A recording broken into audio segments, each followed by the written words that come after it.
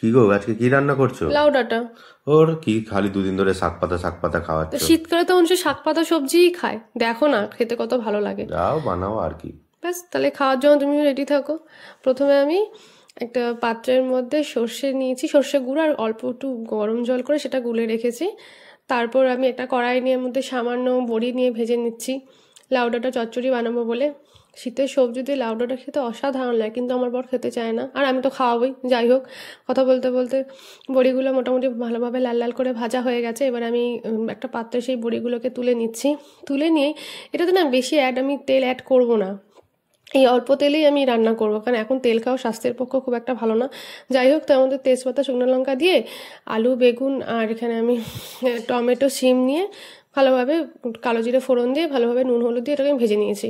আর টমেটোটাকেও এবার একটু আমি দিয়ে ভালোভাবে মশলাটার সাথে, মশলা কিছুই না ওই আর কি, দিয়ে ভালোভাবে নেড়ে চেড়ে নিচ্ছি। তারপরে আমি লাউ ডাঁটাগুলো কেটে রেখেছিলাম, লাউ শাক লাউ ডাঁটা, সেগুলোকে সবজিগুলোর মধ্যে দিয়ে ভালোভাবে আমি নেড়ে চেড়ে নেবো।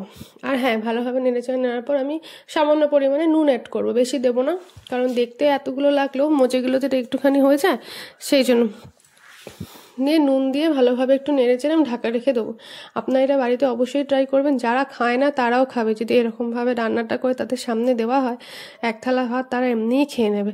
আপনারা আরও সবজি অ্যাড করতে পারেন, মূলো দিতে পারেন, মিষ্টি আলু দিতে পারেন, শীতের তো অনেক রকমের সবজি, এই সমস্ত কিছু সবজি দিয়ে এটা বানাতে পারেন, খেতে অসাধারণ লাগে। ব্যাস, কথা বলতে বলতে আমি এটাকে ঢাকা দিয়ে রাখলাম, ঢাকা উঠিয়ে দেখি পাতা গায়েব হয়ে গেছে, শুধু ডাঁটাগুলোই আছে। যাই হোক, এবার আমি ভালোভাবে এটা নেড়ে চেড়ে নেবো।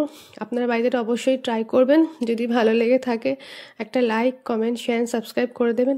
আপনাদের একটা সাপোর্ট আমাদের ভিডিও করার উৎসাহ অনেক বাড়িয়ে দেয়, তার জন্য আপনাদের একটা সাপোর্টের আমার খুব প্রয়োজন।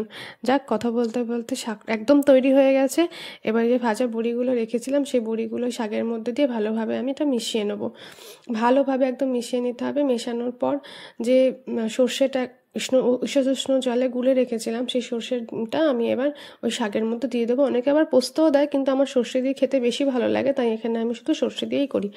ব্যাস, এবার ভালোভাবে এটাকে নেড়ে চেড়ে নেবো। এটা করতে একদমই সময় লাগে না, খুব সময়ের মধ্যে এটি একদম পুরোপুরি তৈরি হয়ে যায়। এবার আমি আবার ঢাকা দিয়ে রাখলাম, ঢাকা দিয়ে রেখে এদিকে আমি সামান্য ধনেপাতা কুচিয়ে রেখেছি।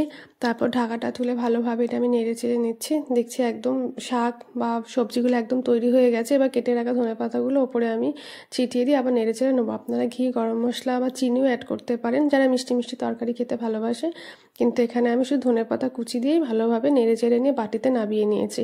আপনারা এটা বাড়িতে অবশ্যই ট্রাই করবেন, আর ভালো লাগলে একটা লাইক কমেন্ট শেয়ার সাবস্ক্রাইব করে দেবেন।